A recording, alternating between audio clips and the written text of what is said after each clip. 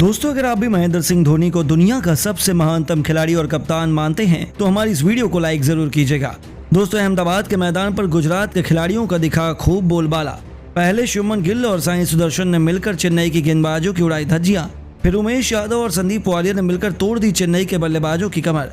तो आखिर चेन्नई को किस बल्लेबाज ने कराई मैच में शानदार वापसी और किस खिलाड़ी ने दिलाई अपनी टीम को कभी न भूलने वाली जीत?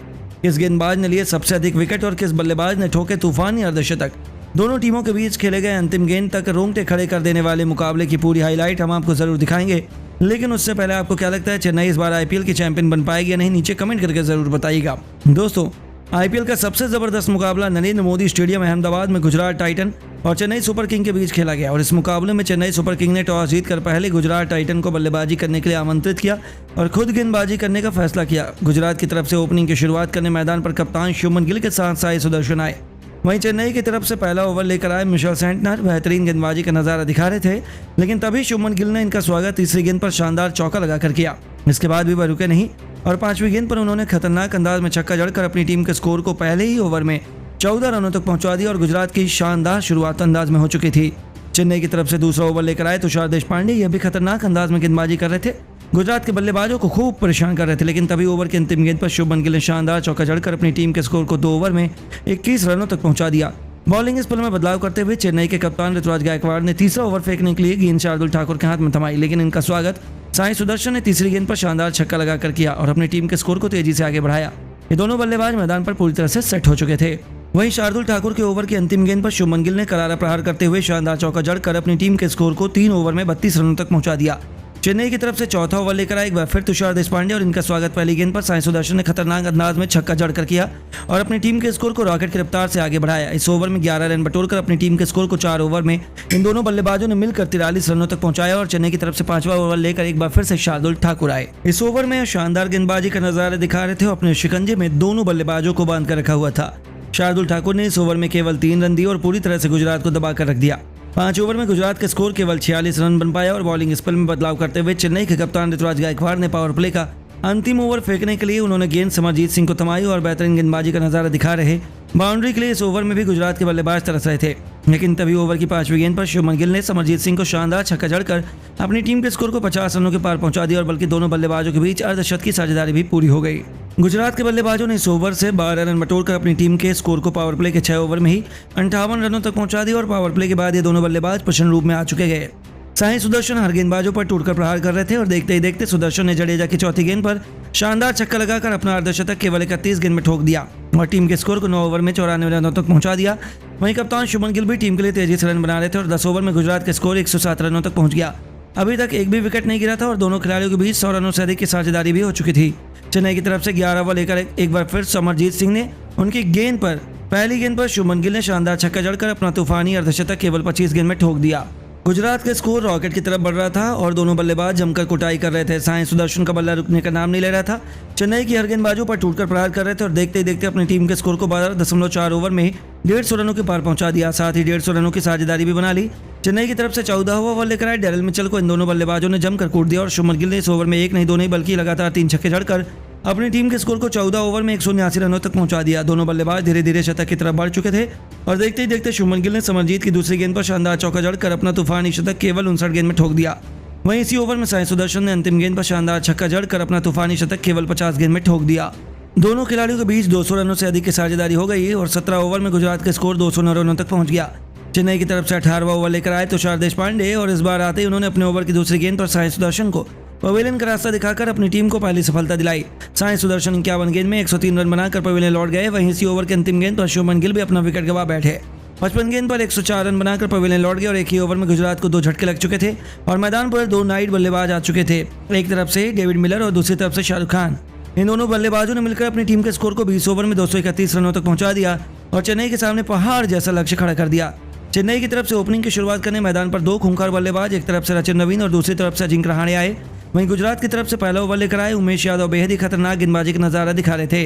बल्लेबाजों को रन बनाना काफी मुश्किल हो रहा था। तभी उमेश यादव ने अपने ओवर के अंतिम गेंद पर रचिन रवीन को रन आउट करवाकर पवेलियन का रास्ता दिखा दिया और केवल 2 रनों के स्कोर पर चेन्नई का पहला विकेट गिर गया।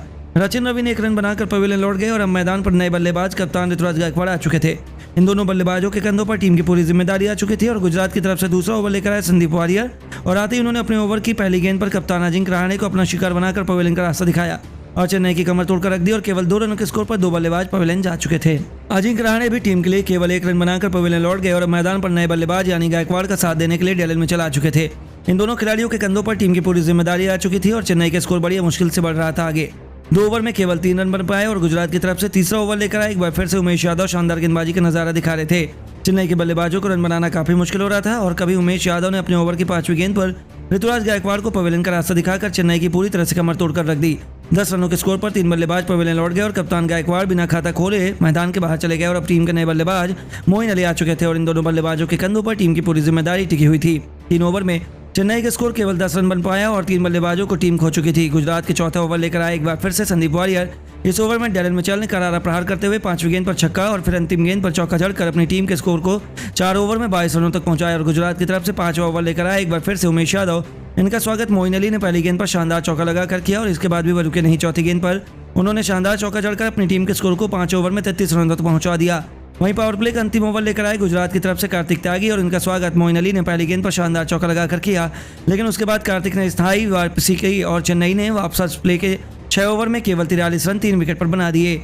इन दोनों खिलाड़ियों ने टीम को बेहतरीन अंदाज में संभालकर जीत की तरफ ले जाने की पूरी कोशिश की, लेकिन वहीं गुजरात के भी गेंदबाजों ने खतरनाक गेंदबाजी करते हुए मैच को पलटकर देखते हुए यह मुकाबला अंतिम ओवर तक जा पहुंचा, जिसके बाद दोनों में से किसी एक टीम को विजेता बता पाना बहुत मुश्किल था। लेकिन दोस्तों, अब आपको क्या लगता है, महेंद्र सिंह धोनी इस बार अपनी टीम को आईपीएल की ट्रॉफी दिला पाएंगे नहीं? नीचे कमेंट करके जरूर बताइए। दोस्तों, गुजरात की टीम के शेरों ने चेन्नई की टीम की हजामत बना के रख दी। शुभमन गिल और साई सुदर्शन ने मिलकर चेन्नई की टीम के 2 टुकड़े कर दिए। धोनी भी भौचक्के रह गए और अपने घर में बुलाकर कैसे आज साई सुदर्शन और शुभमन गिल ने लगभग दोनों ने शतक लगाकर चेन्नई की टीम के पैर खच्चे उड़ा कर रखे अपनी बल्लेबाजी से।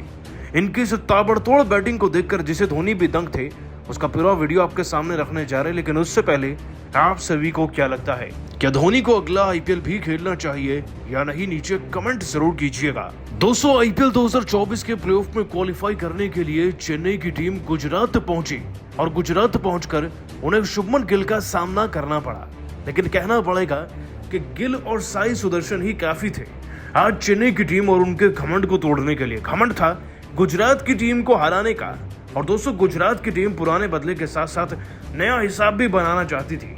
चेन्नई की टीम के कप्तान ऋतुराज गायकवाड़ ने सोचा कि मैदान बड़ा है तो यहाँ पर पहले गेंदबाजी चुनते हैं, स्कोर मिलेगा तो चेस करने में अच्छा रहेगा, लेकिन ड्यू भी तो आएगा। और ड्यू आने से पहले ही दोस्तों इस पिच पर इतना ज्यादा पीटा गया चेन्नई की टीम को कि देखकर एक वक्त पर धोनी भी पूरी तरीके से भौचक्के थे। क्योंकि दोस्तों, मैच में 15 ओवर तो हो चुके थे, 1 घंटे से ज्यादा का समय तो बीत चुका था, लेकिन एक भी विकेट नहीं मिला था।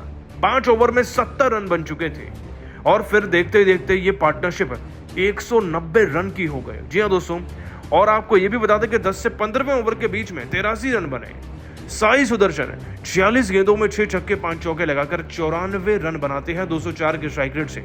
और शुभमन गिल 44 गेंदों में 8 चौके 6 छक्के जड़कर 93 रन, यानी कि ये 93-94 पर ऐसे खेल रहे थे कि मानो 20 और 31 रन पर खेल रहे हो।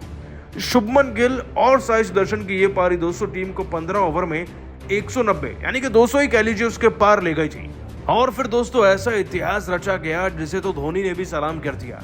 देखिए, क्रिकेट के मैदान में ऐसा बहुत होता है कि सलामी जोड़ी के खिलाड़ी शतक लगाएं, लेकिन सलामी जोड़ी के दोनों खिलाड़ी शतक लगाएं, वो भी एक ही साथ में, ये बहुत कम होता है और ये आज हुआ। T20 के इतिहास में ये बहुत ही कम हुआ है और शायद दोस्तों आईपीएल में तो पहली बार जब दोनों सलामी जोड़ी के खिलाड़ियों ने अपने अपने शतक को पूरा किया। आपको बता दें दोस्तों कि साई सुदर्शन की बात करें तो ये उनके आईपीएल के करियर का पहला शतक है। और शुभमन गिल दोस्तों वो तो पहले भी शतक लगा चुके हैं, लेकिन अगर केवल और केवल आईपीएल की बात करी जाए तो ये होता है उनके आईपीएल का चौथा शतक। दोस्तों, शुभमन गिल और साई सुदर्शन ने वाकई में इतिहास तो बनाया ही है, साथ ही एक नई मिसाल भी कायम करी है। और जो T20 वर्ल्ड कप से गिल को बाहर रखा गया है ना, आज ऐसा लग रहा था कि उनके एग्रेशन को देखकर ये पुराने गिल हैं ही नहीं और उन्होंने सबको जवाब दिया है। दोस्तों, शुभमन गिल ने आज धोनी को भी हैरान करके रख दिया। वैसे उनकी पारी को देखकर आप सभी को क्या लग रहा है? क्या उन्हें वर्ल्ड कप स्क्वाड की प्लेइंग 11 में खिलाना चाहिए या नहीं? नीचे कमेंट कीजिए। दोस्तों, आईपीएल का सबसे जबरदस्त मुकाबला नरेंद्र मोदी स्टेडियम अहमदाबाद में गुजरात टाइटन और चेन्नई सुपर किंग के बीच खेला गया। इस मुकाबले में चेन्नई सुपर किंग ने टॉस जीतकर पहले गुजरात टाइटन को बल्लेबाजी करने के लिए आमंत्रित किया और खुद गेंदबाजी करने का फैसला किया। गुजरात की तरफ से ओपनिंग की शुरुआत करने मैदान पर कप्तान शुभमन गिल के साथ साई सुदर्शन आए। वहीं चेन्नई की तरफ से पहले ओवर लेकर आए मिशेल सेंटनर बेहतरीन गेंदबाजी का नजारा दिखा रहे थे, लेकिन तभी शुभमन गिल ने इनका स्वागत तीसरी गेंद पर शानदार चौका लगाकर किया।